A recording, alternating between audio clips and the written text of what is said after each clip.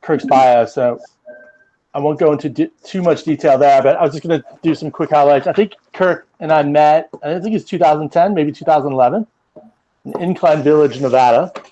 We were both there traveling with our wives for some random conference, and we were sitting there on the shores of Lake Tahoe, striking up a conversation, and it was a lot of fun. And we've been having, I would say, a 10-year conversation about communications, politics, and business. Usually Kirk is more right than I am. I'm right every now and then, but I found him to be a really generous, fantastic guy. He's been super helpful. When I was at the U.S.-China Business Council doing communications there, he was very helpful with us, like setting up our new direction and the comms around that. He's got a tremendous background in advertising. He wrote for the Detroit Free Press, which is a very important newspaper to me, as somebody who grew up in Michigan. He also wrote a great book called Thinking Inside the Box, one of the best business books I've ever read. And we've dabbled in a few startups that haven't gone anywhere, but we've had some really good lunches around that. So that's always fun when starting a business, having good lunches is key. And I'd say for the last maybe 2 or 3 years, Kirk has gone full in on politics, on progressive causes. He was actively involved in Tom Steyer's campaign for president this last cycle. And he's really been focused on storytelling and narrative and really trying to how to advance progressive causes and progressive candidates. And, we don't agree on every issue politically, but we certainly have a passion for civic engagement and politics and good government. So I thought this would be a very timely call. We're going to talk about storytelling in the age of hyperpolitics. So Kirk, I will turn it over to you. Thank you very much. It's really a pleasure and an honor to get invited to talk with you folks. And it's nice to meet everybody. I am going to attempt to compress my life's work and all my activity over the last 4 years into 9 minutes because I love Mark dearly. And that was the time limit he put on me. And it's critical to put time limits on me or I'll go on forever. But I think there's really 3 areas to talk about that are raised by the title, which is Mark's title. I agree with it completely. Storytelling in an age of hyperpolitics. Number 1 is storytelling, question mark. What do you mean by that? And why storytelling? And how is that different from anything else we're doing? And can you prove that it works? Number 2 is this whole notion of the hyperpartisanship of the moment, whether it's a good thing or a bad thing, and how we can heal it if it is, as I think most of us believe, a terrible thing. The way it's being practiced at the moment. It's kind of like pursuing peace in the Middle East to heal the hyperpartisanship in America. But that's the second issue, is how do we bridge that gap? And finally, I think, and I won't address this too much, but all of this raises the unasked question, which is, what is our politics all about anyway? What are we trying to accomplish here? Because knowing the answer to that might inform all the other answers. But let me begin with my peculiar expertise, which is why stories. So I think everybody understands the current approach of most communications consultants to political speech and political advertising, political outreach. And that is, it focuses on a rational approach. It focuses on policies and white papers and memos. I remember being struck in 2016. I was actually asked to be part of a group that did a post-mortem on 2016 for the Democratic Party. And just a few days after that loss, I found myself addressing about 120 Democratic operatives in New York City, and basically recounting the tale of following a social post that said, "See Hillary Clinton's exciting vision for America," and going directly to that page in her website where that exciting vision was laid out, and seeing there, not a vision at all, but actually, I've now lost track, but I believe it was 41 policy memos, was that expression of Hillary's exciting vision. At any rate, all of this is based on the sort of binary politics of the moment. You're for it or against it. And it's all very rational. And of course, there was this great study by Brookman at Stanford and Joshua Kalla at Berkeley back in, what was it, 17, I think. They conducted a survey of 49 field experiments and discovered, and I'm going to read the quote here because I love it, "We argue that the best estimate of the effects of campaign contact and advertising on Americans' choices of candidates in general elections is 0. And no one has done anything to disprove that, and yet, you know, we keep going on. When I ran an ad agency, I used to tell my clients, nobody ever bought anything for a rational reason, right? It's about emotion, it's about belonging, it's about, you know, brands are about a lot of different things, but they aren't about anything rational at the end of the day. And I've now been working for the last year intensively with an organization called Olson Zaltman Associates. I promote them wherever I go, who actually use psychology and neuroscience to determine what people are thinking and feeling. Because what neuroscience and the science of the brain basically tell us, of course, is that there's no such thing as a rational decision. All of our decisions are made in the unconscious, where they are, by definition, untouchable by asking people questions about what they want and don't want, what they like and don't like, and what they think. Those decisions are based on emotions. They're embodied in metaphors. I could go on and on like that, but the term rational decision is a complete oxymoron. What does reach beneath that layer of conscious thought and rationality into the unconscious, into the world of emotions, into the place in the brain where our memories are stored and where our decisions are made based on those memories? And the answer is stories. And in fact, what a lot of research has shown is that our memories are stored as stories, and they're filed by plot line and characters, and, you know, not in the straightforward this equals that kind of way. They're filed basically metaphorically in our brain. So the only way to rewrite those memories, the only way to persuade anybody of anything, is with stories. And that's why stories, because they reach the place where people actually make decisions. So that's kind of part number one. And I'll try to do part number two even more quickly. As Mark said, now that if we could agree that storytelling is this unique approach that reaches the unconscious and can actually persuade people of things. For the last 4 years, and I will acknowledge this became a crusade for me when Donald J. Trump got elected president. I couldn't believe it, frankly. And I usually put a word in between couldn't and believe that I'm sure you're all familiar with, but I won't use it today.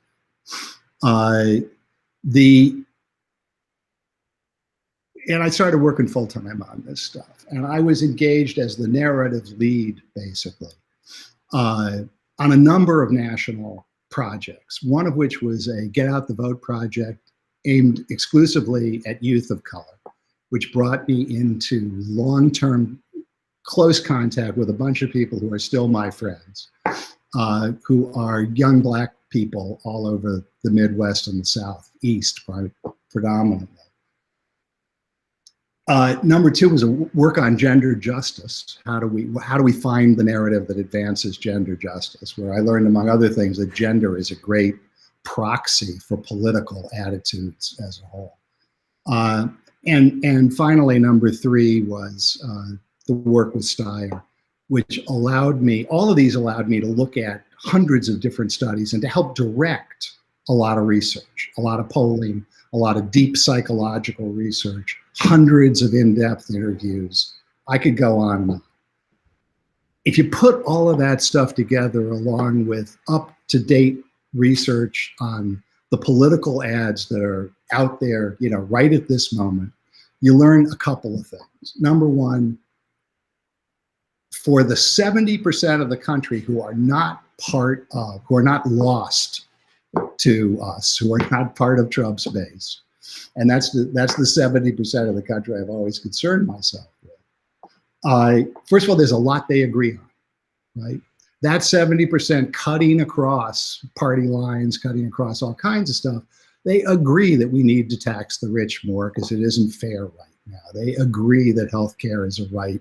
They agree, now all of this will vary based on how I ask the question, but it runs 60 to 80% almost no matter how you ask the question, right? Raising the minimum wage, corporations and the wealthy run the country, climate change is real and serious. We've got, people feel all of those things are right to one degree and another.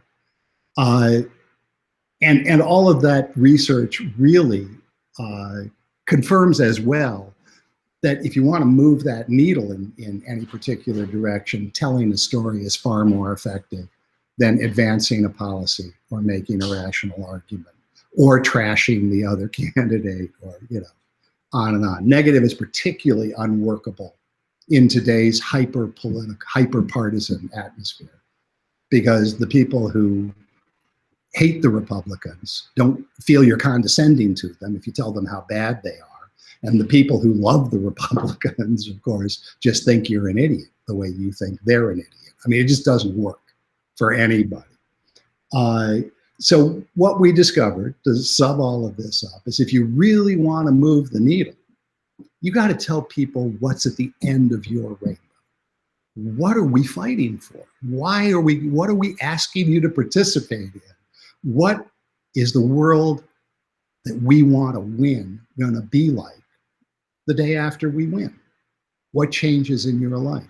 And it's the thing that Democrats are terrible at, is saying, here's what it looks like when we win.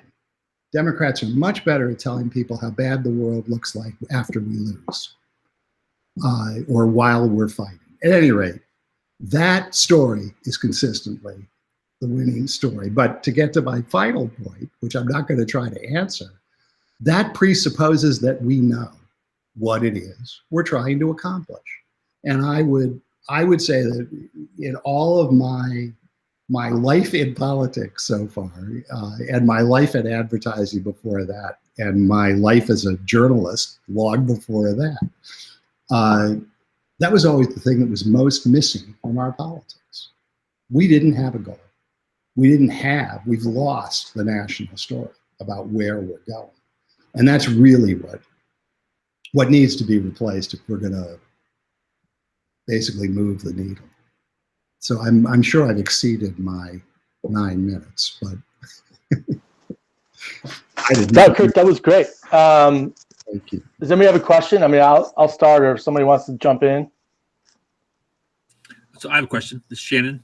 I'm in North Carolina, so swing state, seeing a lot of campaigns, ads. You know, I think what you said, Kirk, makes a lot of sense, but I just worry about the trust factor. You know, even if it's a good story, how does the audience going to trust what anyone has to say, regardless what side you're on? So how do you get past the trust so they even hear the story?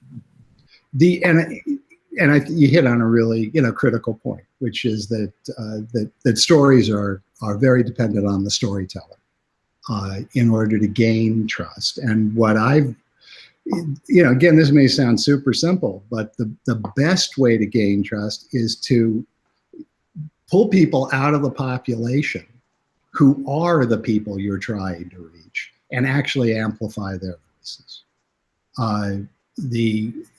The stuff that has always tested best is endorsement ads from nobody in particular, basically. You get a farmer in South Carolina or North Carolina, but I just did one in South Carolina not too long ago, telling farmers that X makes sense. I really, that's going to have enormous credibility. And if you use it right, it can build trust for you pretty rapidly.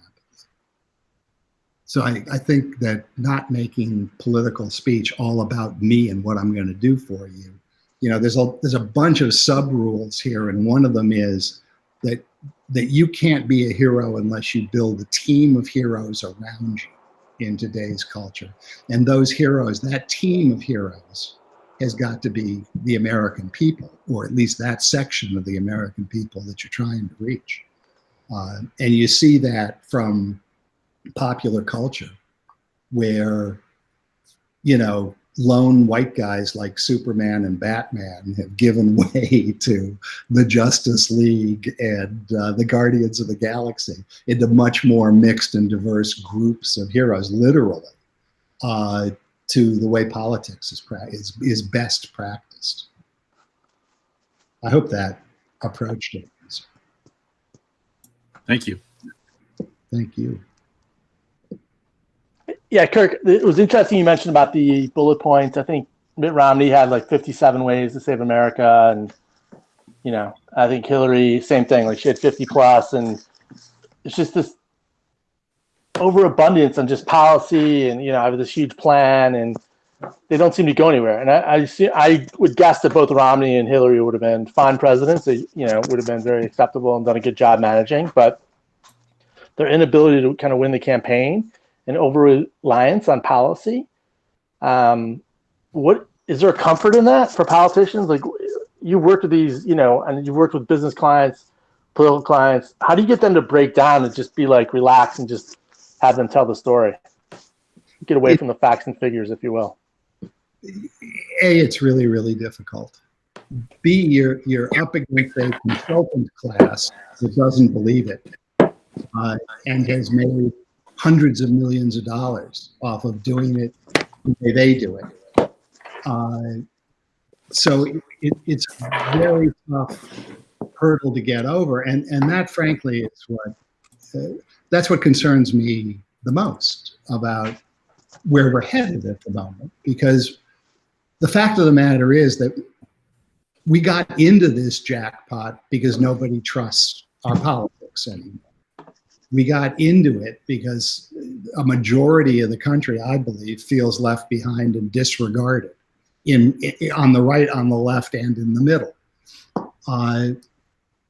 We're going through an election cycle where basically, in my view, and I've written about this, nobody is winning.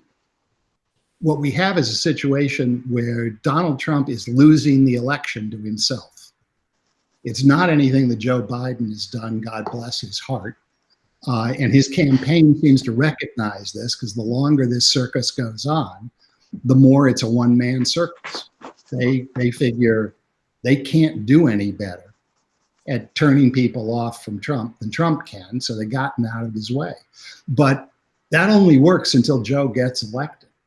And I'm terrified about what happens in the following 2 years and where we'll be at on election day in 22 and 24 if we don't get busy figuring out where we're, you know, what the goal is and tell that story about the world that we want to build for everybody. And then, of course, get serious about building it. And none of those things are happening at the moment. Nothing fundamental is going to change. And my view is we need fundamental change if we're going to fix what ails America. So I see no comfort in it for anybody, not even the winners. Yeah, I think that's when we came up with this title. I think we're both in the same mind. I mean, you already have candidates that have already announced on the Republican side that they're going to run for president in 24. You know, you probably have 5 or 6 of them in the Senate. The party system are breaking down. You probably, in fact, really have 4 parties between the 2 big parties. It's a really kinetic time to be sorting out America, faced with, you know, a health crisis, economic crisis, our standing in the world. It's pretty wild. Can I interject? Yeah, Lee, go ahead, please. Yeah, I was just going to add to what you said in terms of kind of painting a picture of what comes after. I think even before that, and this is, to your point, psychology is really important. And this is based on psychology and actually strategies that hostage negotiators use, is that you have to empathize, right? You have to say, wow, you sound angry. You sound really pissed off. right? That must be a horrible place to be in, to live your life so angry, or, you know, whatever it is, or you sound scared, or, you know, and I do think that Joe Biden has done that his entire life. It's such a bizarro time right now. I don't think that stands out enough. But, you know, the same is true of brands, is true as politicians, right? You can't lead with yourself and just talk about your policies, because people are like, who cares? They want to know what's in it for me. And so I think to start with the, you know, real people and real problems, to your point, right? A farmer and what they're struggling with, and make people real again, so they're not these gross caricatures that we just kind of reflexively hate, I think is really important, kind of restoring the humanity to people, and really getting politicians to talk to people as opposed to, you know, in these wild forms of hyperbole. Yeah, I think that sounds absolutely right. And I love the metaphor of the American people as hostages. Yes. I feel it. Eric just congratulated me in the chat for delivering such a hopeful message, but I just wanted to acknowledge that. But no, listen. I think that's right. I think if you want to reach people and you want to reach large audiences, it really helps to understand how decisions are made, where they're made, how emotional the basis is for, you know, all of that stuff is critically important. And my work is all, you could say, superficial, in the sense that it's about communicating ideas. What the ideas are is what's critically important. And I don't see how so much of what's always been wrong with America has started and ended with work and the conditions of work. If you think, you know, if you kind of drill down beneath the surface of all of this. I mean, slavery was a huge problem. The way in which we financed and built this country was a huge problem. The way in which people hate their jobs and hate their economic lot in life is a huge problem. And unless we come up with an approach that modifies our economic system, and I'm not a believer in socialism. It hasn't worked. It can't work. I once had, one of my great anecdotes is that Fidel Castro, near the end of his life, told me that socialism couldn't work in isolation and he'd had to give it up, years ago. It's a capitalist world. How do we make capitalism work for more people? It has to become more than just, a stump question with no answer. There are ways that can be approached, but unless we can democratize our economy and democratize a political system that is really too skewed to minority views at the moment and too subject to, the whimsical control of a few powerful people, this is just going to get worse and worse. So I believe we'll get the fundamental change we need, because I see no way to avoid it. As a matter of numbers, basically. The people who are getting the short end of the stick outnumber the people who aren't. And that's always a recipe for change. But I've got no crystal ball about how precisely that comes about. And it certainly isn't what Joe Biden's running on. Kirk, can I ask a quick follow-up question to that? So the idea that the narrative here is missing something seems, pretty important. At the same time, what I find myself wrestling with, if I reflect on what you're saying, is there are a lot of good ideas out there. There have been a lot of clever, even profound communicators that we've had over the course of the last, let's say, 20 years. I think President Obama, for all of things I didn't necessarily agree with him, was a profound communicator. And in terms of how he tried to address one of America's fundamental existential challenges, which is healthcare, tried to do that in a way that was, sorry, background noise, nature of life right now. I think great communicator. What I wrestle with is are we really short of a message? Are we really short of the messenger? Or has the pain not really gotten acute enough that people are willing to listen to the message, willing to listen to the messenger, and you have an opportunity to drive the kind of change that I think all of us collectively recognize needs to happen. Is there, a lot of people are throwing on this idea of like creative destruction, right? But are we still short of the kind of underlying crisis or pressure point that does tend to result in change?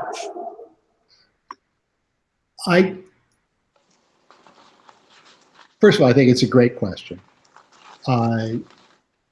Second of all, I'm probably woefully unqualified to answer it. But my attempt would be, as Mark pointed out, we are at the confluence at the moment of so many acute crises of health, of international standing in the economy. There's 8 million more poor people in the country now, today, by the miserable measure of the federal government's poverty standards, right? Which you can double and you're still poor, basically. There's 8 million more poor people today than there were, a month and a half ago or something. I can't imagine more crises other than the vampire apocalypse, which I've been enjoying on Netflix, only because it's the only thing worse than what's actually happening that I can imagine. So I asked the old sort of, Rabbi Hillel's famous questions, one of which is, if not now, when? I think we have the crises. I think we have the urgent need. I think we are still wedded to a fundamental mythology about how this country works that the establishment keeps advancing as the old-time religion, basically, that we're the land of opportunity, that we are the exceptional country, when the people know it just ain't so. And that we need politicians with the courage to listen to the people and say, we got to change this stuff. We can't have 55, it's probably now 60, it was before the pandemic, the great number was 53% of the families in this country cannot survive a $500 emergency, okay? That's gotta be 2/3. I mean, I haven't seen any new number, but it's gotta be higher now, right? So what's the richest country in the world? How do we survive when 2/3 of our people can't survive, either for lack of a social safety net or lack of their own resources, right? A $500 emergency. It's not workable. And I think that the ideas that have been put forward are not gathering a mass following because they're not enough. That's my diagnosis. Hey, I have a question, Kirk. You've worked professionally at, obviously, business. You've worked in journalism. Now you're dedicating your life to politics. I really think those are the three main kind of drivers of our society. Maybe culture you could add as the fourth, right? I'm just curious why you've decided to dedicate your time now to politics. You must really believe that, this is a leading question, you must believe that politics is going to help us get us out, or that's the tool to kind of get us forward. Where I kind of come from, I think there's more talent and more energy in the business world, and I feel like CEOs or multinationals are going to help us move us forward. I'm just curious why you picked politics. Journalism, I've completely given up on. Probably a smart move. And I think this comes down, Mark, to the conversation that you and I have been having for the last decade. I think that I have a lot of respect for a lot of businesses and a lot of business cultures. I do not believe that with the incentives we currently have in place, business is going to solve any of our major social problems. It's just not being incentivized to do so. In fact, it's being incentivized to make them worse. And it's only through the superhuman efforts of some halfway decent people, that you see that curve shifting a little to, for instance, changing the definition or at least rejecting the Delaware court's view that you can be sued into the Stone Age for serving anyone but your shareholders, or that you can't serve your shareholders by making sure the world exists 10 years from now for them to live in and breathe in. Those narrow definitions. Right. So it's not that I've lost complete faith in the business community, but we need to express some coherent set of goals for how we're going to continue as a civil society. And I think those are fundamentally missing, and I think the political tools to bring them into existence are missing. They're missing from the Constitution. They're missing from our basic laws. They're missing from the Supreme Court as a result of, a whole bunch of things. And we have to right this ship simply to be a functioning democracy. Because I think functioning democracies can work, but this one ain't functioning anymore. And that's my belief is that if we can tell a story about a world that accommodates everyone, where everybody has the maximum amount of freedom possible without doing harm to others, that we can coalesce around that goal. And then business and government could work together to make this a habitable, decent world where people can be happy long term. But that requires a lot of change in government, and it requires some changes in the way we regulate or incentivize, which is what regulations are. Business as well, what we reward in our culture.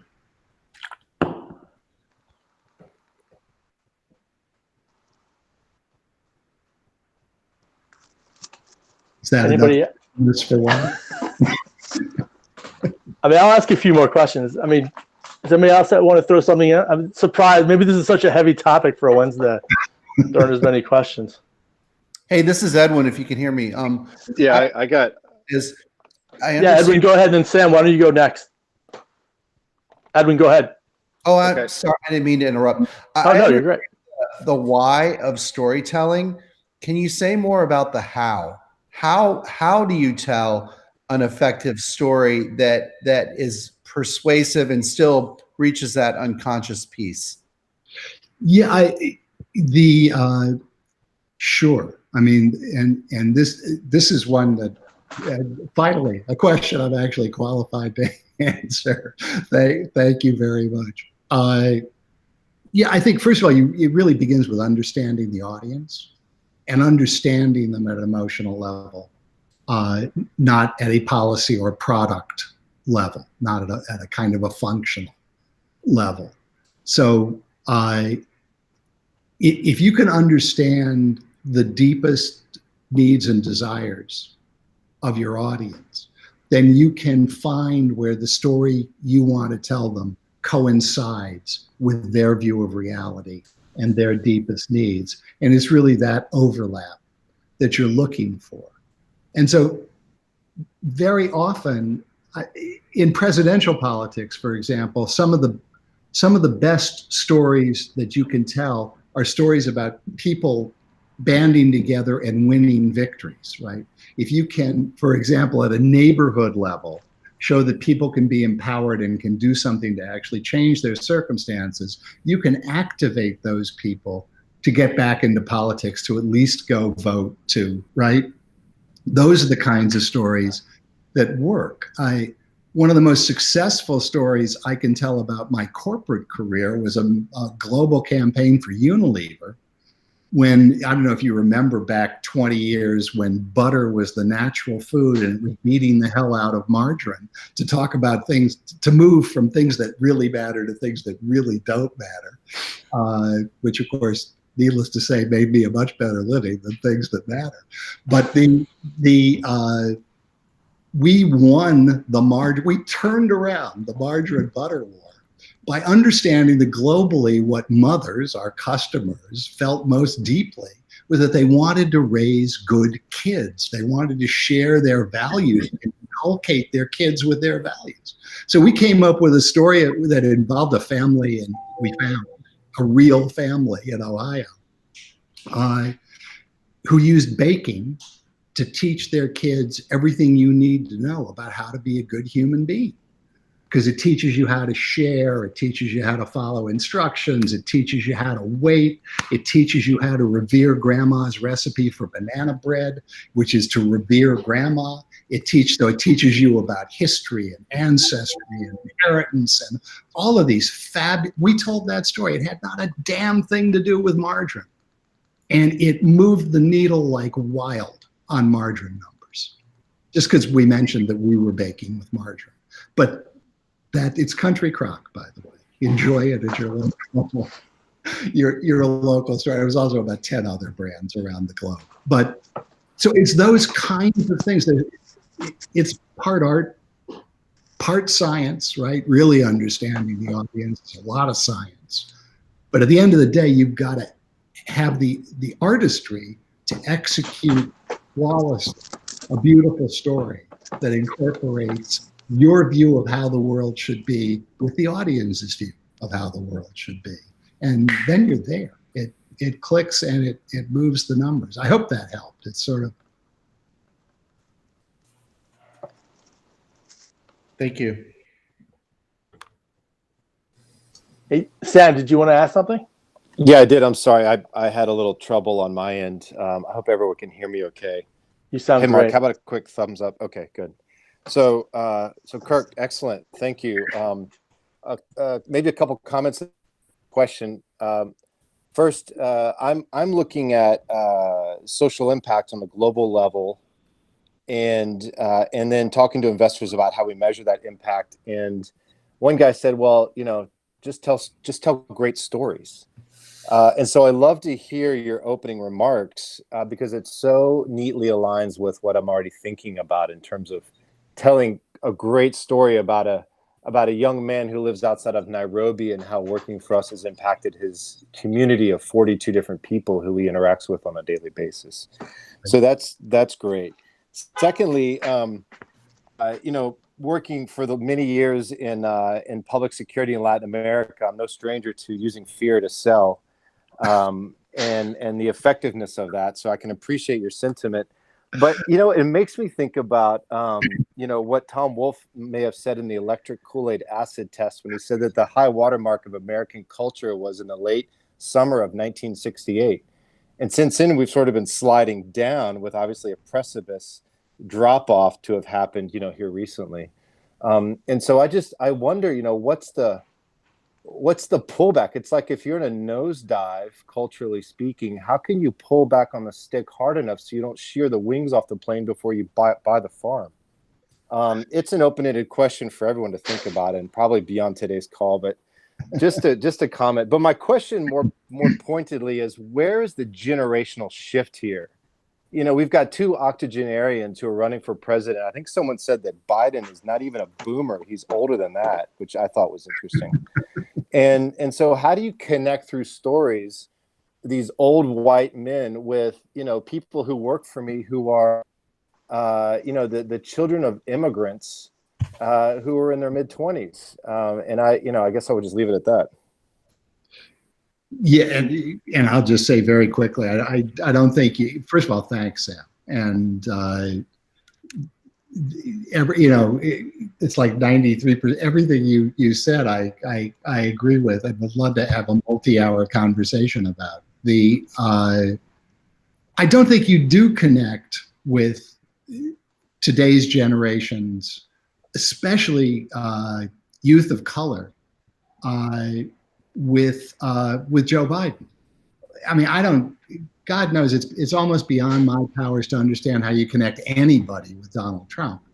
But I can at least see in his anger and his helplessness that he mirrors the predicament of the self-perceived, and I think basically really accurately perceived predicament of a bunch of white people in this country, and some black people as well, but predominantly white. With Biden, he's promised to be a one-term president virtually. I hope he survives to be a complete one-term president. I'm pretty sure he will. But you can't connect him to a younger generation, and that's my concern, is that we basically, as a matter of political outreach, we the Democratic Party are duplicating in 2020 what lost the election for us in 2016. We've got one major advantage. More of the country knows what Donald Trump is all about. And this election, as I said before, is only about Trump. But we've got to build a base of people who are for something in ways, especially the young people, in ways they are not for Joe Biden. This is a wonderful woman in Detroit who's on in the news now for trying to organize the black vote in Detroit to make sure that Biden wins in Michigan, which is critical, right? She was asked if she was working if her vote was going to be against Trump or for Biden. She said it was 80-20. It's 80% against Trump, 20% for Biden. Right. She mirrors the opinions of the vast majority of young people of color and young people generally in this country, that they don't feel like they have a dog in this fight other than the mean, bad, stupid dog that they want to get out of office. They're not sure who's for what they're for. And if we don't build that, if we don't start telling that story and finding candidates, messengers to tell that story between now and 22, my concern is we're going to think we won the election when in fact Trump lost it. We're going to learn nothing as a party or as people, as a civic organization interested in building a majority for a better world, right? From climate change to whatever we need to survive, basically. We're going to think we won, and we didn't win, and we don't know how to win yet. And we're going to take the wrong lessons from that. That's my greatest fear. And we'll take those wrong lessons straight to massive defeat. Tucker Carlson will be president in 2024. Oh boy. That'd be good. He'll be off TV. That might be an improvement. Not necessarily true. Hey, Kurt, we're coming up on 45. If you got one final question, Eric, did you want to ask something? It was just a quick comment. Sure.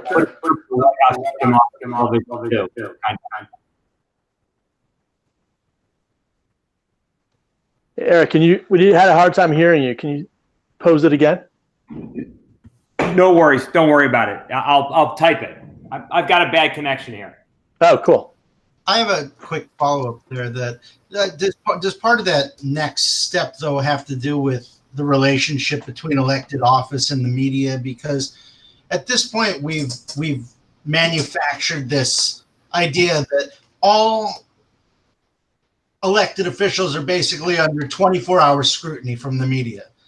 And while there's some grounds for that, it makes it hard for somebody to say that that's the direction they want to take their life, that they want to seek public office, that even the president himself can't even have, one day off the record when the White House calls a lid, which saying they're not going to release any more information in the day.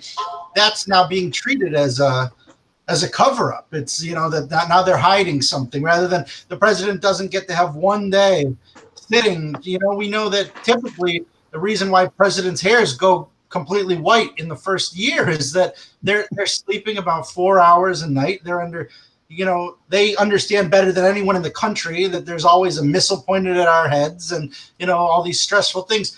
Where is the relationship between public office and the media, and how do we need to revise that to have a more functional relationship going forward?